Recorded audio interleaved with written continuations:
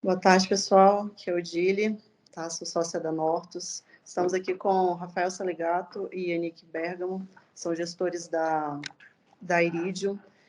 Dados os últimos acontecimentos das últimas semanas, eles estão aqui, né, para ajudar a gente a entender e explicar um pouco mais o mercado de crédito, o que está acontecendo e qual é o momento. A nossa intenção é sempre informar os nossos clientes. Vou deixar a palavra com Rafael e Yannick. Pode liberar o áudio de vocês. Bom, boa tarde a todos, pessoal. Eu sou o Yannick, o Rafael está aqui do meu lado. Acho que a nossa ideia é começar falando um pouco do mercado de crédito em geral. Depois, talvez, vamos entrar em temas mais específicos de operações envolvendo os fundos imobiliários da Iridium. No começo do ano, acho que todo mundo acompanhou, teve evento da Americanas, né? Foi uma fraude contábil da ordem de magnitude de 20 bilhões de reais, que era basicamente o tamanho divulgado do endividamento da companhia. Apareceram mais 20 que não estavam sendo contabilizados. E isso num cenário de juro alto, troca de governo com uma série de incertezas a respeito de políticas econômicas, tributárias, modelo fiscal ainda em aprovação.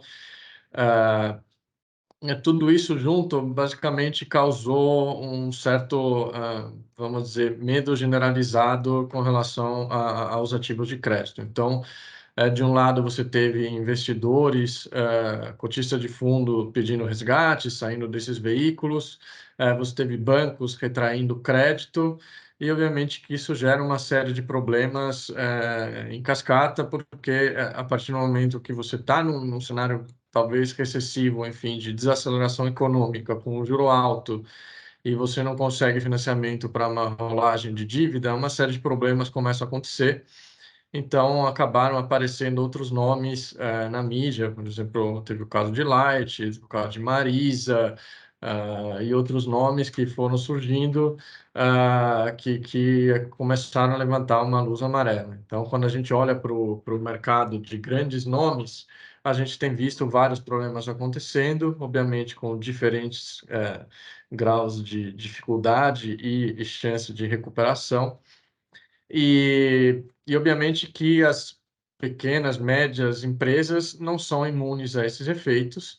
A única diferença é que talvez elas não apareçam tanto na mídia, então acabam pegando só, tomando conhecimento só quando de fato isso acaba atingindo algum veículo que é investido por algum investidor. Então, acho que no caso específico, o foco aqui da conversa de hoje é falar das operações que vêm afetando o fundo IRDM11 e, eventualmente, alguns dos seus fundos investidos, sendo que a última notícia a aparecer foi a do Grupo GPK, que conseguiu uma tutela cautelar, que é basicamente, vamos chamar de uma pré-RJ, que é semelhante ao que a Americanas pediu no dia seguinte daquela famosa reunião do RIAL explicando das fraudes contábeis. E com essa medida, com essa tutela cautelar, ela conseguiu basicamente suspender os pagamentos das suas dívidas e algo adicional, que é algo que não segue nenhuma jurisprudência que a gente tem conhecimento, que é basicamente suspender os efeitos da cessão fiduciária dessas operações. Basicamente, o que isso significa? Essas operações eram baseadas em alguns empreendimentos que o Grupo GPK desenvolveu e tinham como garantia a cessão fiduciária de uma carteira de recebíveis, ou seja, as pessoas que compraram determinadas unidades dos empreendimentos, elas tinham que pagar as suas respectivas parcelas numa conta separada dedicada à operação e não na conta corrente da empresa.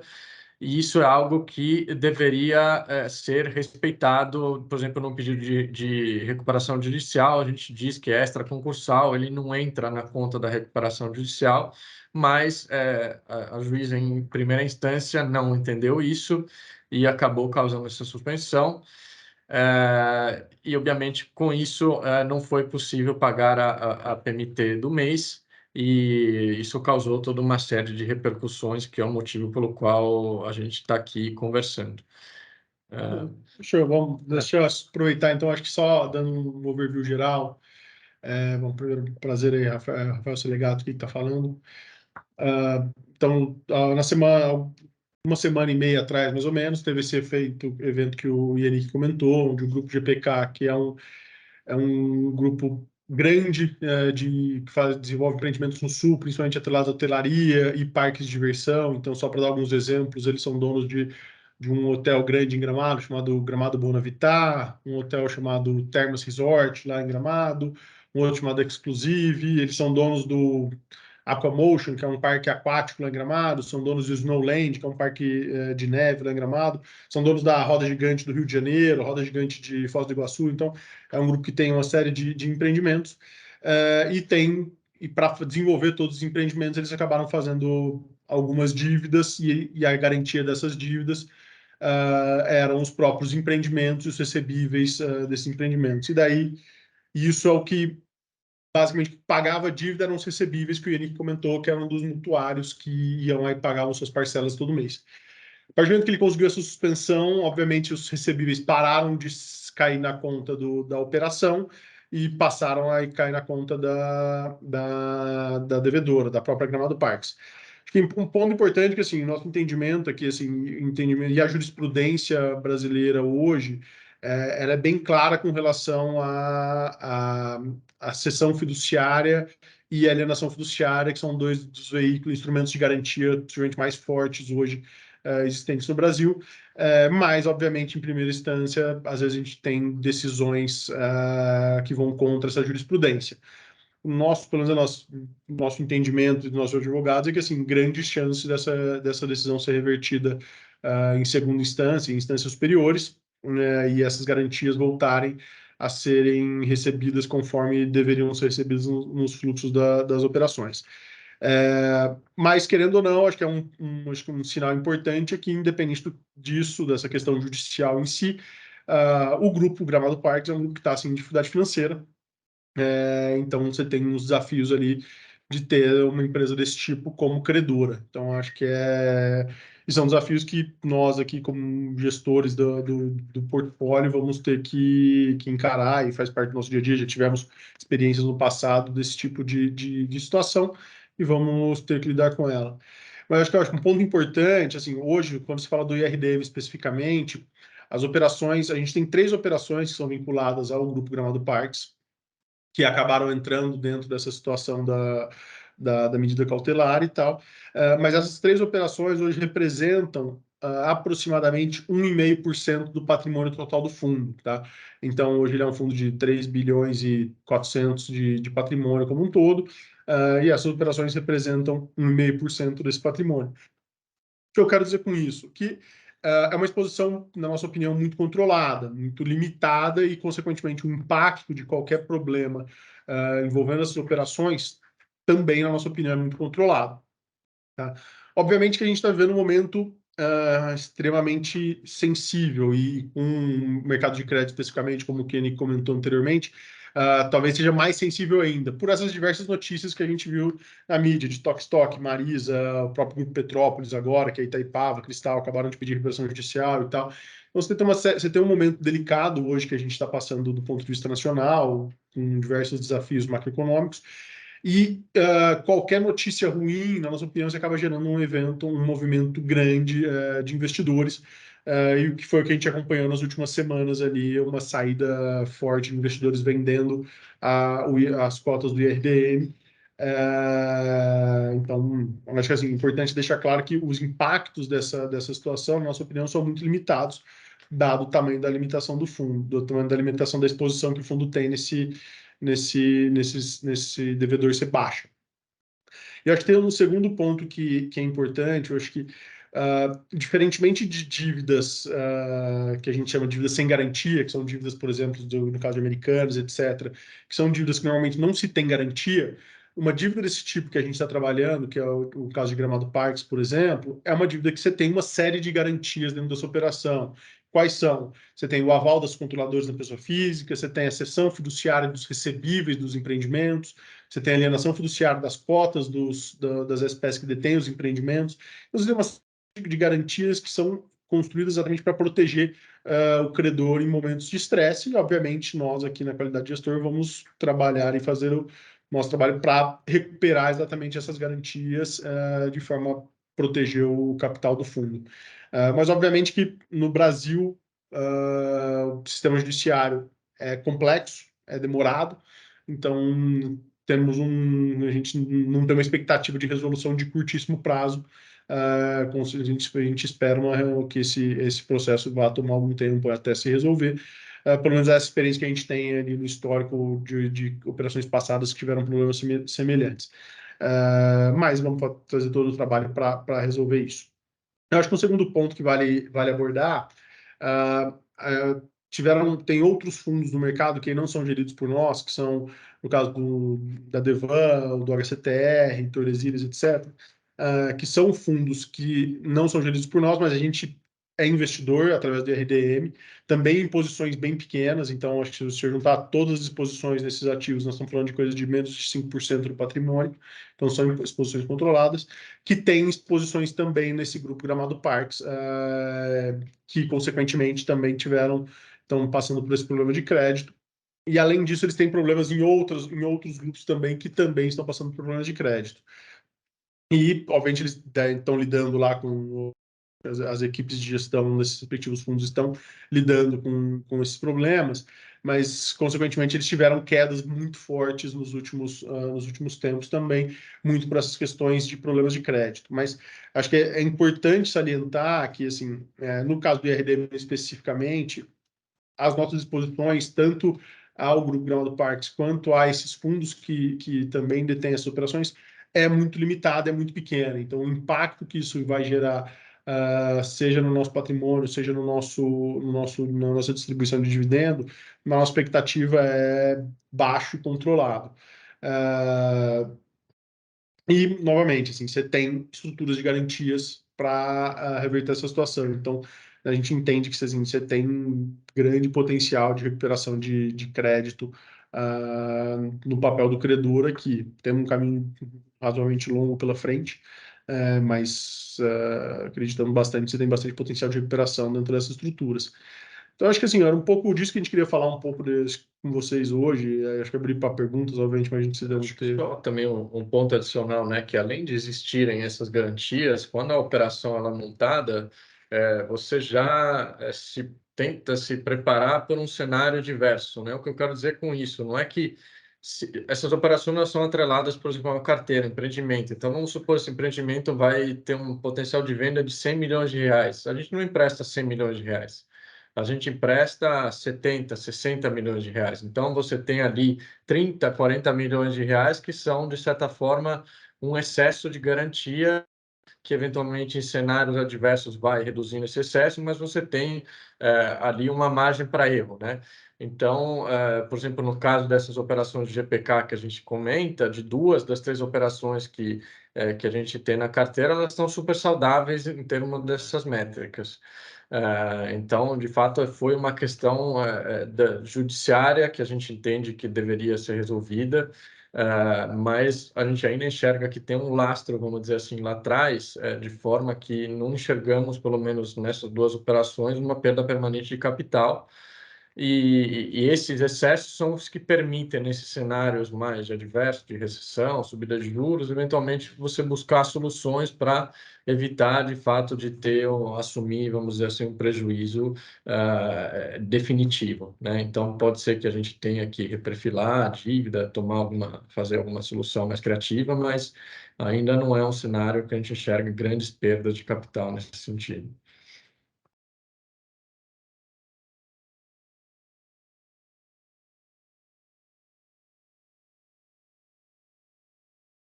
Acho que vocês podem comentar um pouco também como é que está a marcação dos fundos, né?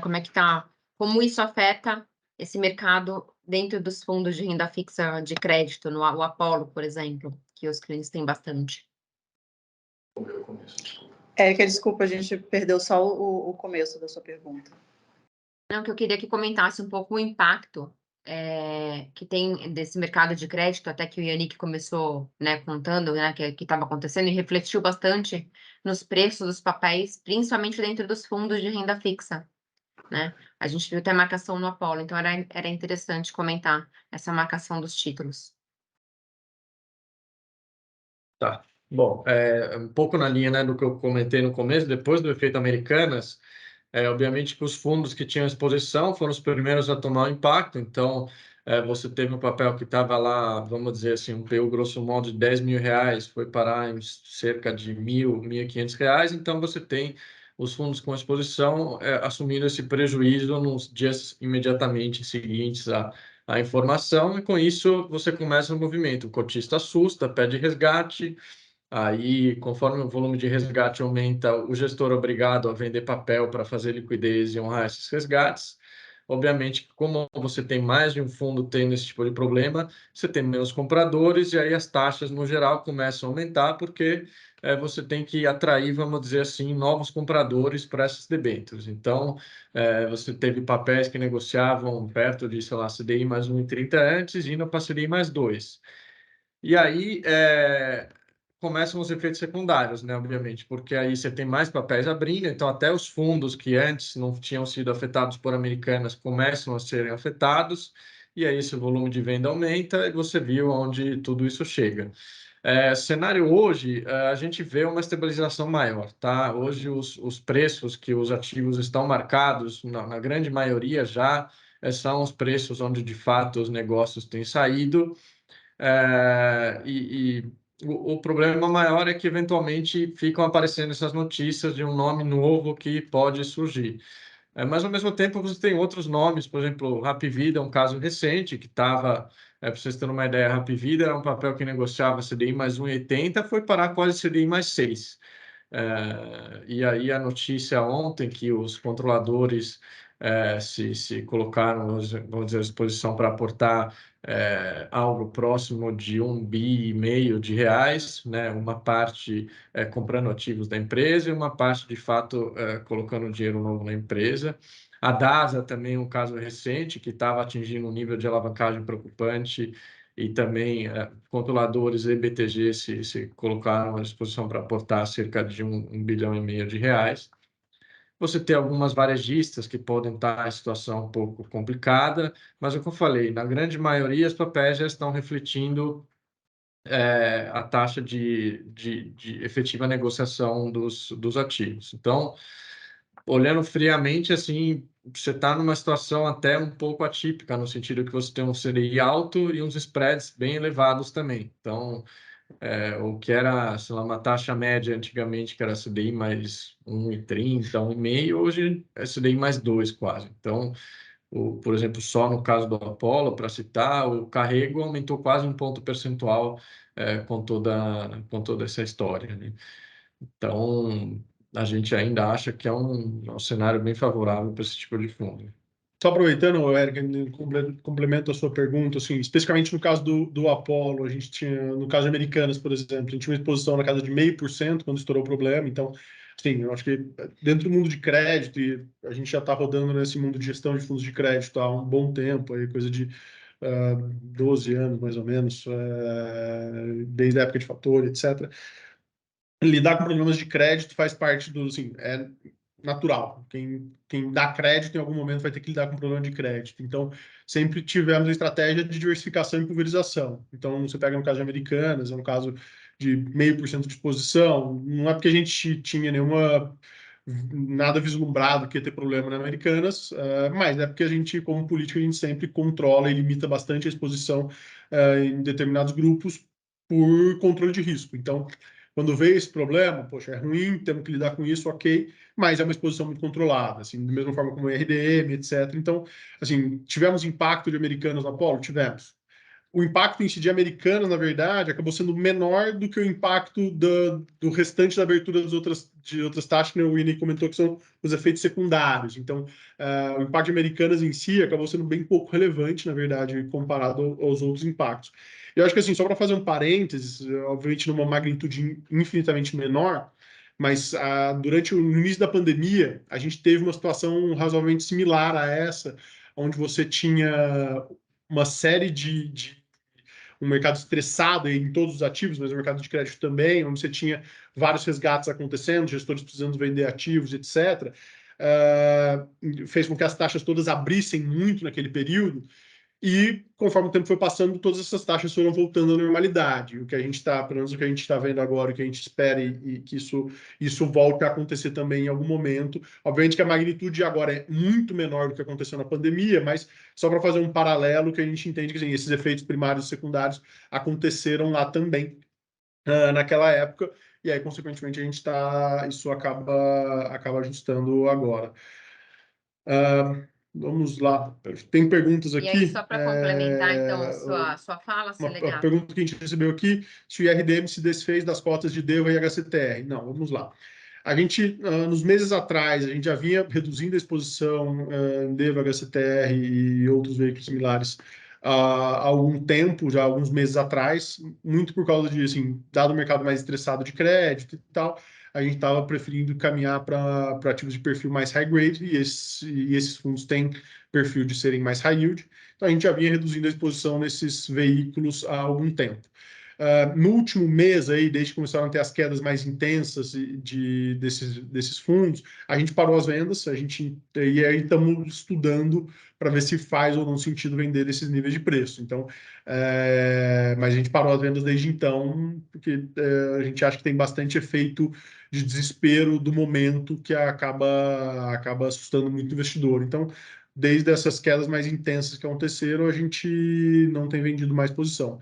Hoje, a posição de DEVA na carteira, considerando a queda de hoje, a gente deve estar falando aí em algo como 2 a 2,5% do patrimônio, e a posição de HCTR na carteira, considerando a queda de hoje, deve estar na casa de 0,8% do patrimônio do fundo. 0,8%. Então, assim, como eu falei, a nossa estratégia de manter um nível de diversificação alto vale tanto para o Apollo, quanto para o RDM, como para todos os fundos da carteira nossa hoje. E acho que um outro ponto aí, voltando para o Apollo especificamente, na mesma linha que assim, a gente estava já desde o ano passado tentando com um viés mais defensivo para os fundos, focando na aquisição de ativos de perfil mais high grade, mais tranquilos e tal. E a gente também estava, no caso do Apollo especificamente, mantendo níveis muito altos de caixa, porque a gente imaginava que podia ter um mercado estressado à frente devido a mudanças eleitorais, juros altos, etc. Então a gente acabou optando por manter níveis bem altos de caixa. O Apollo, se eu não me engano, estava com coisa de 60%, 65% de caixa, acima de 60% do fundo em caixa. Então ele estava muito capitalizado. Então, quando veio o problema de Americanas consequentemente, essas segundas ondas de abertura de taxa que o Henrique comentou, o fundo a gente não precisou vender ativos, a gente tem hoje níveis de caixa extremamente confortáveis, hoje a gente está em 40% de caixa, mais ou menos. Então, estamos com mais de 40% do fundo em caixa, então assim, o fundo permanece extremamente confortável na posição de caixa dele. Só para deixar claro, 40% de caixa, nós estamos falando de quase 2 bilhões de reais, tá? Então, é muito caixa. Então, está numa posição muito confortável para encarar, desculpa, acho que é 1,5 bilhão, tá? Desculpa, 1 bilhão alguma coisa.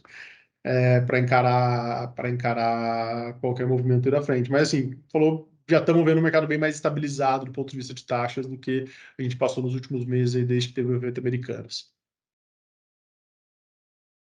Solega, você me escuta? Não, deixa eu só, acho que teve uma pergunta aqui da Natália falando que estava em 3,74. Isso, na verdade, o que aconteceu foi que a gente vendeu, foi reduzindo a posição, então isso ativamente a gente reduziu um pouco, mas consequentemente ele veio caindo naturalmente. Então, como ele teve desvalorização forte, hoje ele já está na casa de 2,5 por causa das desvalorizações que aconteceram no último mês. Então, meio que foi um pouco nessa linha. Mas acho que só um importante ponto, Natália, que você comentou, que assim, é uma posição, se você olhar, é muito acima do que da maioria dos ativos, mas como o Devan ele é um fundo pulverizado por si só, ele tem diversificação dentro dele. Então, quando a gente investe em um fundo, eu não estou investindo num ativo único, eu estou investindo numa carteira de ativos. Então, você acaba gerando uma diversificação adicional por causa da carteira que ele está investido. Então, vamos pegar, por exemplo, mesmo que ele está passando por uma série de problemas agora, ele continua tendo um valor relevante ainda de negociação e de bolsa. Então, não é que quando você tem um problema, quando você está olhando diferente, quando você está analisando um fundo ou um ativo direto, o ativo direto, se ele tem um problema, você tem um problema em 100% daquela posição, porque o ativo ele teve problema. Quando você está olhando um fundo e algum ativo daquele fundo tem algum problema, você tem um problema em percentual daquela sua posição. Então, você tem um efeito de diluição secundário quando você está fazendo investimento via fundo. tá? Então, só para explicar. E a questão do 3,74, você comentou para os 2,5 que eu comentei agora, é por causa das quedas que ele teve recente, aí acabou reduzindo a exposição passivamente. E Vênus. E Vênus também que aconteceu.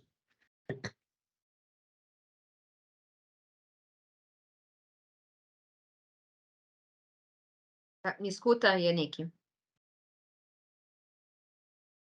Tá me escutando? Só para traduzir um pouco aí o que vocês falaram para um nível para quem não trabalha tanto com investimentos, que a gente tem bastante cliente. Então, quando vocês falam, né, que teve abertura da taxas de renda fixa na maneira de crédito privado, é porque as taxas subiram muito, porque o risco aumentou muito. Então, e você deu exemplo que isso aconteceu lá em 2020 na pandemia, né? A gente viu acontecer isso e os fundos, inclusive, entregarem negativo, que a gente viu um negativo maior do que a gente viu até nesse momento para os fundos de maneira geral. E aí, quando você falou que quando voltar, né, e eu quero relembrar o que aconteceu lá em 2020, depois dessa marcação que a gente teve dos papéis, com as taxas maiores, e voltando conforme vai passando o tempo, né, e o ajuste normal para o preço que aquele ativo realmente vale. E aí a gente viu fundos de renda fixa entregar 200, 300 do CDI, que não é normal. E eu acredito que isso deva acontecer de novo agora, mas numa magnitude muito menor, porque também impactou muito menos. Mas clientes que resgatam, vou resgatar porque tá. Pelo contrário, eu acho que agora é hora até de a gente colocar, aportar, porque provavelmente os fundos daqui a alguns meses, 2, 3, a gente não tem como saber, deva voltar para os preços normais, a gente vai ver 120, 130 do CDI, recuperando esses preços aí que tiveram essa marcação só por conta do mercado. Tem uma questão de aumento de... Tem uma questão de aumento de risco, mas, sim, sendo bem transparente, tem uma questão de oportunismo também, né? Obviamente que você tem investidores que têm bolso para entrar para comprar nesse momento, eles vão tentar extrair o máximo que conseguem. E assim, falando bem abertamente, nós mesmos fizemos isso porque a gente tinha uma posição de caixa muito elevada e quando aparecer alguém vendendo, eu não vou ficar segurando o preço só porque eu tenho ativo lá. Na verdade, o que faz sentido é eu tentar comprar na melhor taxa possível.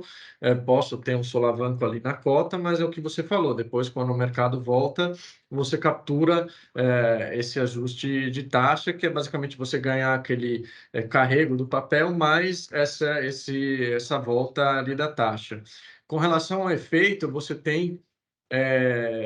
os cenários são diferentes, porque naquela época o CDI era muito baixo. Então, o impacto ele demorava muito mais para ser recuperado, porque o CDI de um mês era quase nada, enquanto que hoje em dia, todo dia o CDI são 0,05%. Tanto é que, por exemplo, a maioria dos fundos agora acabou não rodando negativo nos meses.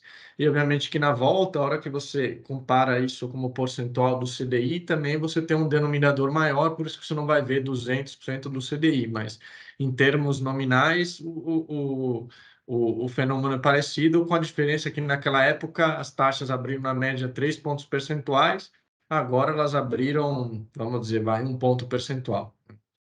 Abriram, aumentaram.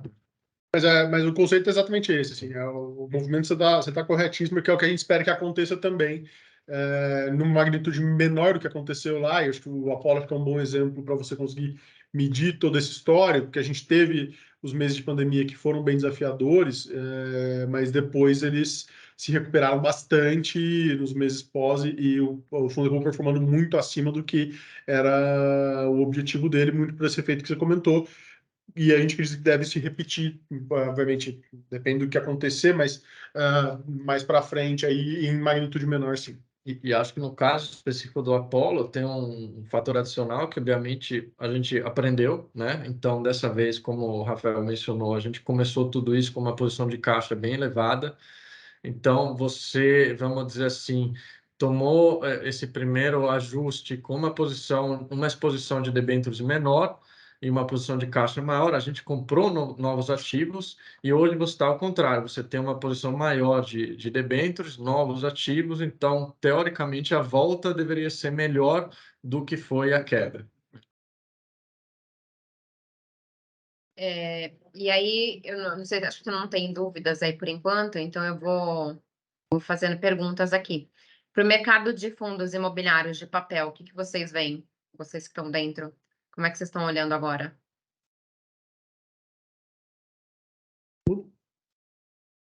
Bom, acho que assim, é um momento desafiador para essa indústria, é uma indústria que vem sofrendo como um todo aí nos últimos meses, possivelmente. Mas assim, não é a primeira crise e com certeza não vai ser a última. É um negócio que vai passar, alguns fundos vão sofrer mais que outros, já estão sofrendo, obviamente, muito por essa questão de você ter problemas de crédito. Mas, sem dúvida nenhuma, assim, é uma indústria que hoje a indústria de fundos de papel é a maior indústria dentro da indústria de fundos imobiliários. Ela representa mais ou menos metade da indústria como um todo, a indústria dos fundos de CRI. E é extremamente robusta e, na hora que você pensa no conceito de indústria, é extremamente saudável, é um veículo extremamente consolidado. Mas vamos passar por um momento de turbulência aí agora nos próximos meses, aí depende, vamos ver como é que vai avançar as questões macroeconômicas, mas assim, o que a gente vê é uma turbulência de curto prazo, como a gente viu em diversas outras indústrias, e passando essa turbulência, a gente imagina que as coisas devem se normalizar e vai continuar sendo, muito provavelmente, a maior indústria dentro do segmento de fundos imobiliários, sem a menor dúvida. Tanto que você vê ainda hoje, os fundos em geral que estão sendo criados, estão sendo lançados, têm feito follow-ons, etc., continuam sendo fundos de CRI, continuam sendo os fundos de papel, mesmo nesse mercado mais desafiador. Então, é uma indústria que tem um potencial de geração de resultado, de atração para os clientes pessoa física, que é muito interessante. Porque eu acho que, assim, querendo ou não, quando você olha, a gente está falando do fundo de CRI, mas o fundo de CRA, o fundo de venda de infraestrutura, que são os fundos fechados, são muito parecidos em geral, eles são muito similares. E é uma indústria que foi a indústria que mais cresceu e se desenvolveu nesses últimos anos. A gente acredita que vai passar por essa turbulência e vai continuar se desenvolvendo. Acho que a gente está na primeira fase ali, que tudo que tem um nome crédito, você tem muita gente que simplesmente quer apertar o botão de sair, né? E aí você acaba misturando uma série de coisas que não necessariamente estão sendo impactadas do mesmo jeito. Então, certamente, eu acho que é um cenário mais de oportunidade do que, de fato, do contrário, né? Eu acho também, né? Eu que estou há 20 anos no mercado financeiro, é a primeira vez que eu vejo papéis AAA chegando a pagar IPCA mais 9, né? Eu nunca tinha visto isso, nem nos outros períodos de crise. Isso para clientes físicos, né? Para pessoa física, não para fundos como vocês, quando vocês estruturam. Eu acho que é uma oportunidade até para os novos fundos, ou até para vocês com crédito, com caixa, poder comprar e aproveitar essas taxas, engordando os dividendos aí daqui para frente, né? É que uma coisa assim, obviamente, com todos os acontecimentos dos últimos anos, vamos dizer, esse mercado aumentou muito, né? Então, se olhava, sei lá, 5 anos atrás, a XP não tinha o tamanho que tinha hoje, você tinha um número mais reduzido, tanto de gestoras, de fundos. Então, esses impactos tinham uma magnitude menor, porque eram casos um pouco, vamos dizer assim, mais isolados, ou que eventualmente não afetavam tantas pessoas assim. Hoje, já você tem uma diversidade maior de produtos, você tem muito mais investidores, então se você tem de fato um comportamento, vamos dizer assim, de manada, que entendo que é o que grande parte está acontecendo agora, isso tende a aumentar um pouco mais, porque da mesma forma você não tem como conseguir um volume tão grande de compra para compensar isso, né? Então acho que tem um pouco desse efeito também, sim. Sim, vamos fazer analogia com, por exemplo, imóveis, né? Se o seu vizinho precisa vender o apartamento dele 20% mais baixo que o seu, não necessariamente você precisa fazer o mesmo, né? Então, infelizmente, o preço de tela tem seus prós e seus contras, né? O pró é que você consegue uma liquidez mais rápida. Se você precisar vender por qualquer razão, é muito mais fácil vender do que um apartamento. O contra é que você fica lá olhando para aquilo todo dia e às vezes você se assusta só porque tem alguém que está vendendo naqueles níveis. Então, Isso é uma coisa engraçada, difícil. só para fazer uma comparação engraçada, a gente saiu de juros de 2 para 14. Na maioria dos casos, imagino que deve ter pessoas, com certeza tem pessoas aqui que investem em imóveis, tem apartamentos, tem casas, tem galpões, o que quer que seja. Você pode até não ter percebido, você pode até não acreditar nisso, mas seu ativo desvalorizou. Em geral, se eu for vender ele hoje, se você precisar de liquidez, você fala, cara, preciso vender meu prédio, minha laje, meu galpão hoje. Obviamente, tem exceções e tal, tem questão de localização, etc. Mas, assim, estruturalmente, os ativos valorizaram, todos. Lembra? Todos os ativos valorizaram. Quando você tem um juros que vai de 2 para 14, todos os ativos valorizaram porque o custo de oportunidade faz isso com tudo. Só que quando você tem um ativo que tem preço de tela, você vê essa desvalorização na veia, você não tem como se enganar. Quando você tem uma ação, você vai ver a ação, ela se desvalorizou. Quando você tem um fundo imobiliário, você vai ver a cota do fundo imobiliário desvalorizou. Quando você tem um imóvel, não existe um preço ali que está te falando, ó, hoje ele vale isso, hoje ele vale isso. Não existe esse preço de tela. Você pode acreditar o quanto você quiser que vale, o quanto você acreditar que vale. O preço de tela não te dá essa opção de se enganar. Mas, eventualmente, se você for precisar vender o seu imóvel hoje, nesse momento, posso estar muito errado, eu tem exceções, mas, em geral, ele com certeza vale menos do que ele valia há 2 anos atrás, porque o juro subiu e o mercado está estressado. Acho que, mas a diferença é que no imóvel você pode se enganar, você pode acreditar que ele vale mais ou menos. No preço de tela, ele está lá, está te falando todo dia exatamente não é o quanto que ele vale, é o quanto que tem alguém disposto a pagar por aquilo. Você pode acreditar que vale o quanto que quiser que vale, mas é o quanto alguém está disposto a pagar por aquele ativo naquele momento, entendeu? Então, o preço de tela ele tem um efeito interessante nessas situações. E quando a gente está no mercado estressado, que é o caso, economicamente estressado, juros altos, etc., ele gera esse efeito, ele gera esse excesso de às vezes, ansiedades, desesperos, efeitos manada, o que quer que seja o nome disso, mas ele acaba gerando esse efeito adicional, principalmente quando você está trabalhando com pessoa física. E, obviamente, que o juro alto ele atrapalha no sentido que você sabe que você pode sempre pegar seu dinheiro, colocar lá e dormir tranquilo que está ganhando 13% ao ano, né? Então, inclusive, o primeiro movimento, vamos dizer assim, de queda de fundo imobiliário foi por causa disso, né?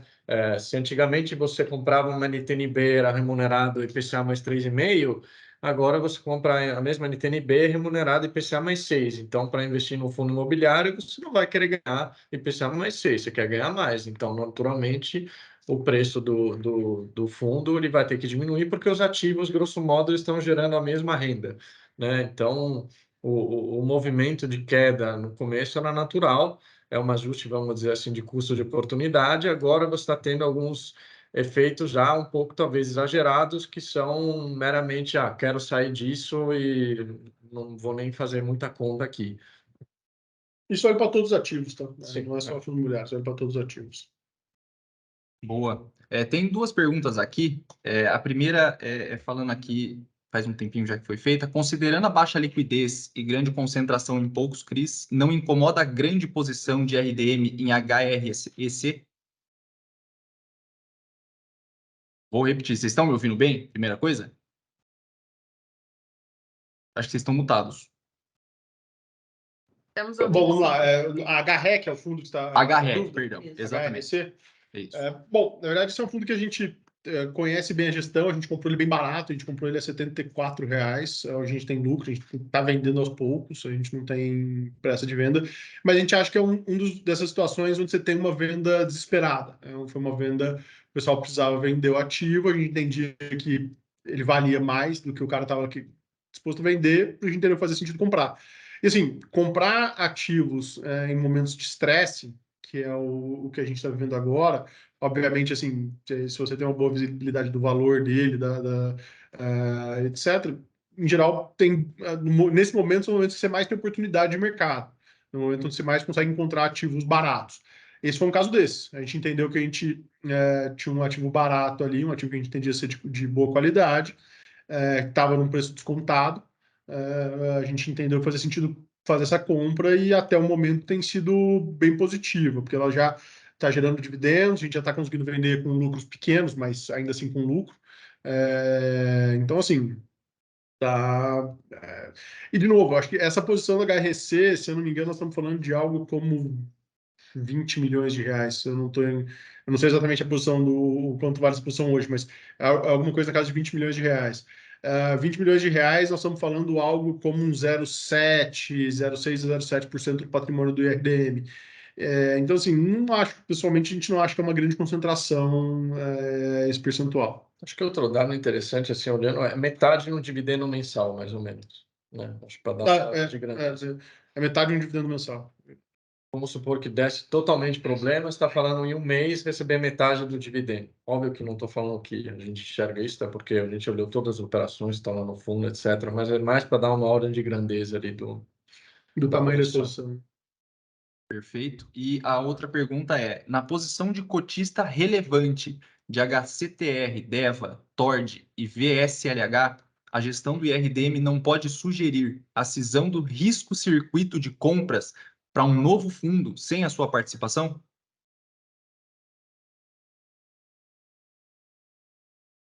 Bom, vamos lá. A gente quando você é cotista de um veículo, você é cotista do todo. A gente pode sugerir a cisão do fundo e ele seria criado em 2 fundos. Eu seria cotista dos 2 fundos. Eu não tenho como cindir e falar que aquele parte do ativo eu não quero mais. Eu posso sugerir a cisão e onde ele separa e falar, separa o risco tipo de compras em um fundo específico. Posso fazer isso. O problema é que hoje eu sou cotista de um fundo que tem ali tudo, um monte de coisa. Na hora que eu faço essa cisão, eu passo a ser cotista do fundo, continuo sendo cotista do fundo antigo e passo a ser cotista do fundo novo. Eu não tenho como separar e empurrar a parte ruim para alguém. Eu posso tentar vender, etc., mas a liquidez do ativo, você separa um ativo, que imagina que assim, essa separação está sugerindo que você entende que é um ativo podre. Você separa aquele ativo ali, isso não quer dizer que você deixa de ser dono dele, você continua sendo dono, só que em vez de ser um fundo só, você está em 2. Você não tem como cindir e não ser mais dono dele. Mas é o que no limite poderia ser Pode avaliado. ser avaliado. Mas pode ajudar a destravar valor de repente. Você pode cindir, para destravar, você pode cindir, mas você vai continuar sendo cotista dos 2 veículos. O risco, no caso, permaneceria com a gente do mesmo jeito, não muda. objetivamente falando. Ele não muda. Você pode ter uma melhora de precificação no restante dos ativos, talvez, mas o risco acaba continuando lá. Perfeito. Sem mais perguntas aqui.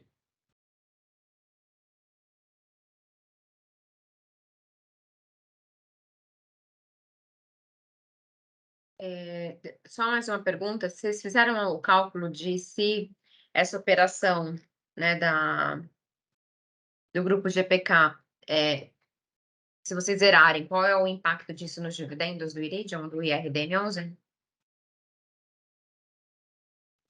Bom, vamos lá. O impacto hoje, por exemplo, como eu falei, a parcela de março, por exemplo, não foi paga desse papel, tá? Então, o dividendo que a gente vai anunciar, muito provavelmente não vai ter, ele não vai considerar ele considera zero de GPK, porque ele não pagou a parcela, então ele não considera nada. A nossa expectativa, considerando o GPK especificamente, a participação que a gente tem nos CRIs, é bem pouco relevante, seria na casa de 1% do dividendo, tá?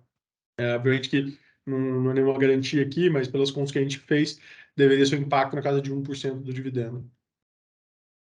E isso é uma de 1 centavo, tá? Conta, vai, de padeiro. Se você tem um yield de 1% ao mês, mais ou menos, aí você tem uma exposição de 1,5%, você está falando de 0,015 reais, que seja 0,02 no máximo. Então, grosso modo, seria isso.